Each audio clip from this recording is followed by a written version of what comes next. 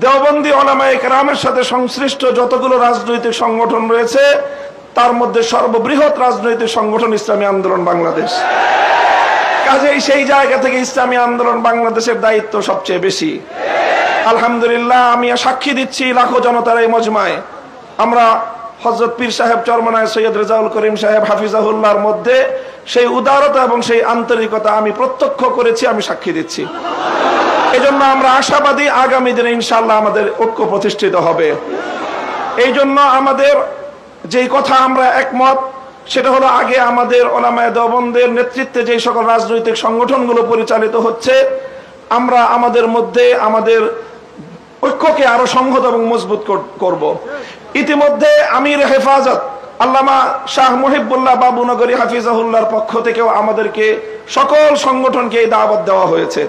কাজী ইনশাআল্লাহ আমরা আশা করছি যে অদূর ভবিষ্যতে অনতিবিলম্বে আমাদের ঘরানার সবগুলো রাজনৈতিক সংগঠন আমরা সীসাডালা প্রাচীরের মতো ঐক্যবদ্ধ হব।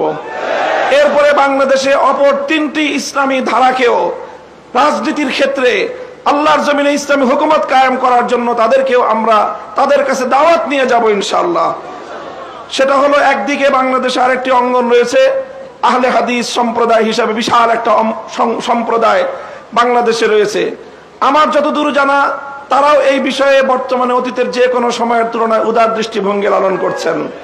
ডক্টর আসাদুল্লাহ গালিব এবং মৌলানা আব্দুর রাজ্জাক বিন ইউসুফের নেতৃত্বে আহলে হাদিস ভাইয়েরা তারা রাজনৈতিক অঙ্গনে উলামায়ে উম্মতের সাথে উলামায়ে দেওবন্দের সাথে ঐক্য করার জন্য তারা প্রস্তুত রয়েছেন। আমাদের আরেকটি অঙ্গন রয়েছে যাদেরকে আমরা সুন্নি বলে জেনে থাকি, সেই সুন্নি ভাইয়েরাও আমি আশা করি এবং আমার কাছে যতটুকু ধারণা তারাও ঐক্যের জন্য প্রস্তুত রয়েছেন।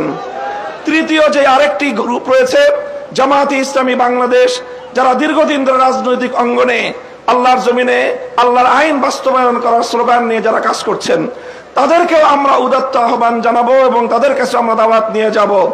এইভাবে উলামায়ে দেওবন্দ যদি ঐক্যবদ্ধ হয়ে আহলে হাদিস সুন্নি জামায়াতে ইসলামী সহ ঐক্যবদ্ধ হতে পারে, বাংলাদেশের উম্মতের উলামায়ে কেরামের কাছে জিজ্ঞাসা করা ছাড়া কোন রাজনৈতিক সিদ্ধান্ত গ্রহণ করা যাবে না। বাংলাদেশ ইনশাআল্লাহ আল্লাহর নিজাম অনুযায়ী চলবে, কোরআনী শাসন বাস্তবায়ন হবে ইনশাআল্লাহ। সেই দিন আমরা দেখতে পাবো, আমাদের হায়াতে আমাদের জীবদ্দশায় দেখতে পাবো। আমি আশা করি আগামী নির্বাচন হবে আমাদের জন্য সেই ধরনের বৃহত্তর একটি ঐক্য জাতিকে উপহার দেওয়ার মোক্ষম সময়। আমি আপনাদের সকলের কাছে দোয়া চাই যে এভাবে যেন আমরা আমাদের ভূমিকাগুলো পালন করে যেতে পারি। বাংলাদেশ খেলাফত মজলিসের পক্ষ থেকে আমি আজকের এই ভর মজলিসে এই ধরনের কার্যক্রম পরিচালনায় আমাদের শতভাগ উদারতার এবং আন্তরিকতাপূর্ণ ভূমিকা পালন করার প্রতিশ্রুতি দিয়ে যাচ্ছি ইনশাআল্লাহ। নাসরুম মিনাল্লাহি ওয়া ফাতহুন করিম। আসসালামু আলাইকুম ওয়া রাহমাতুল্লাহ। আলাউদ্দিন আইএমসি মিডিয়া কুরআন হাদিসের কথা বলে, সত্যের দিকে আহ্বান করে। Alauddin IMC media.